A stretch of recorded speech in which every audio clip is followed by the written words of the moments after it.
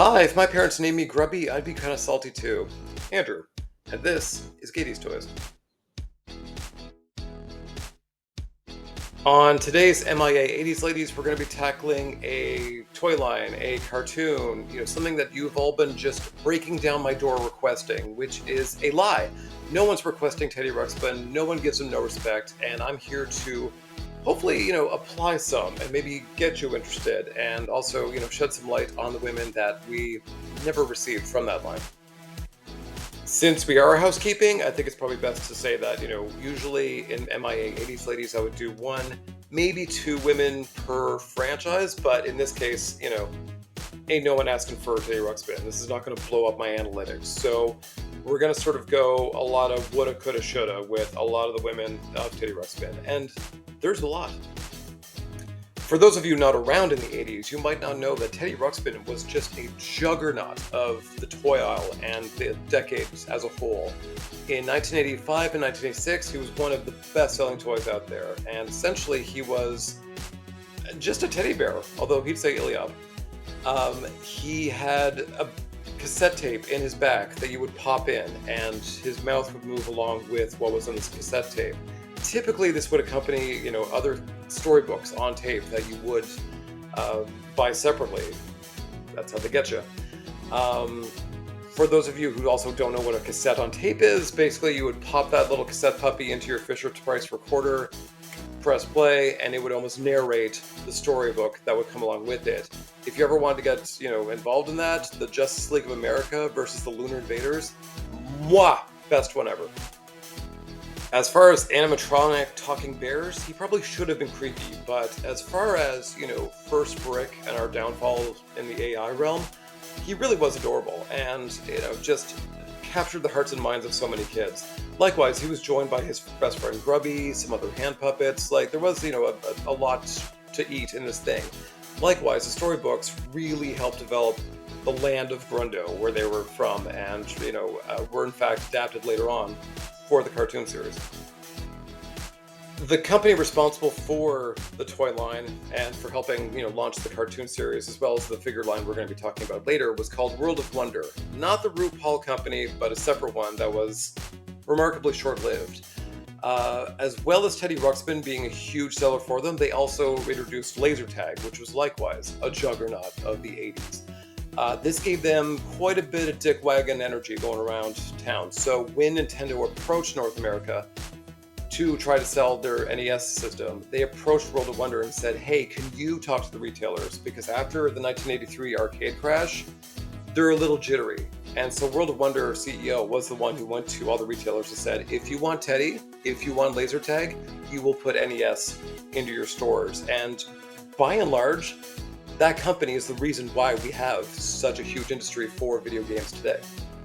As mentioned before, World of Wonder partnered with Geek Entertainment to sort of adapt their storybooks that were used for the Talking Bear into a more, palatable franchise for action figures, cartoons, that kind of thing. So the cartoon ran from 1986 to 1987, a whopping 65 episodes. It revolved around Teddy, his best friend Grubby, going to Grundo with a map looking for Teddy's father, who's been missing for many, many years. Likewise, he finds a lot of crystals that kind of act to almost like, let's say, magical rings that could do different things. And also moves in with an eccentric inventor old man, kind of creepy, named Newton Gimmick, and he was neighbors with a villain named Tweed, who would just, was a failed villain, kept on lobbing cannonballs at them. They failed, every single time. These crystals they kept on finding were slowly leading them towards Teddy's father, but they also attracted the attention of the Monsters and Villains organization, MAVO, and their leader, Quellor, who was obsessed with not only getting these crystals and unlocking greater power, but also preventing an Iliop specifically from getting them. This sort of led some people to wonder if, Quellor was in fact Teddy's father, or knew where Teddy's father was, but there was a very large mystery here. Each episode was very episodic, but there was a very serialized aspect to it. In that regards, and this is probably more compliment than it really deserves, I do kind of compare this to Bone, where you have a very childish, simplistic start. The characters are very much made for, young children, let's be honest here.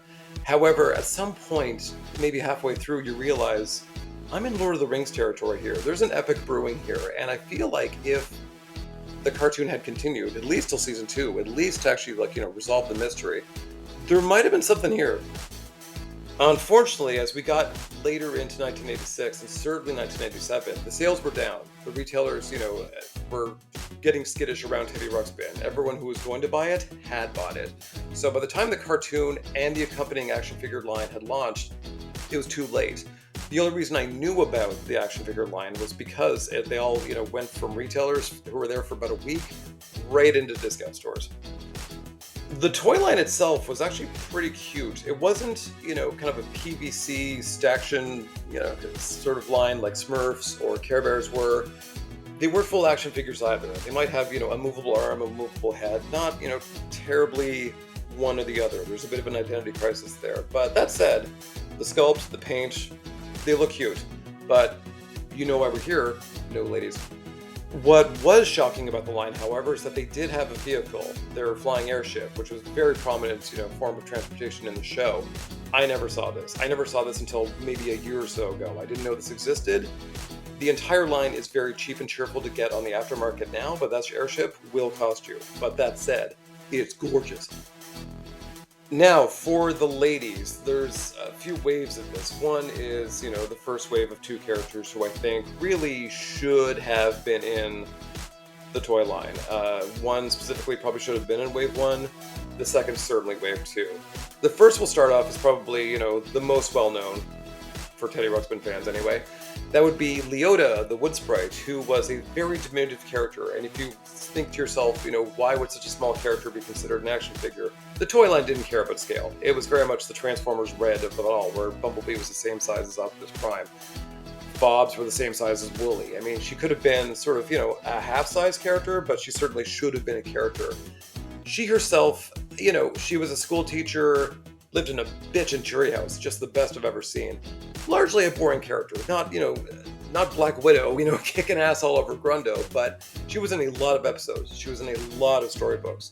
She, really does have the distinction of being the only woman in the opening scene. So, of all characters we're going to talk about, she's the one.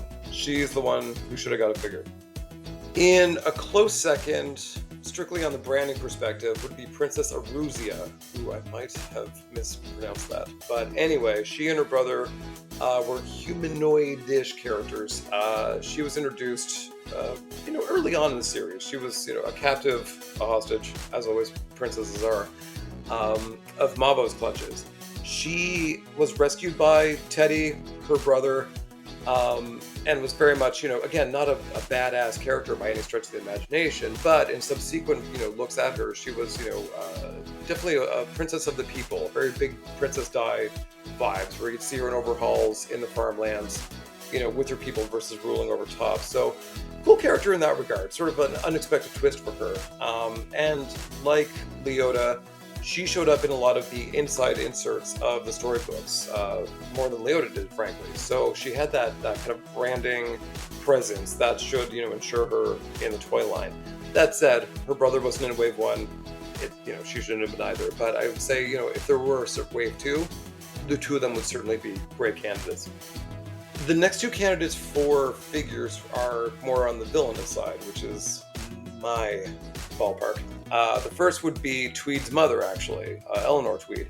She was the ultimate meddling mother, and, I know, between Aunt Beru, Mon Mothma, aside from Mother 1 from Bionic 6, moms, especially villainous moms, weren't exactly, blowing up wish lists in the 80s. But that said, she was probably the most aggro, violent, do-gooder, do-badder kind of character that there was in the show. She was the most active, the most, had the most character, had the most spark, I would say. So, she really spoke to me.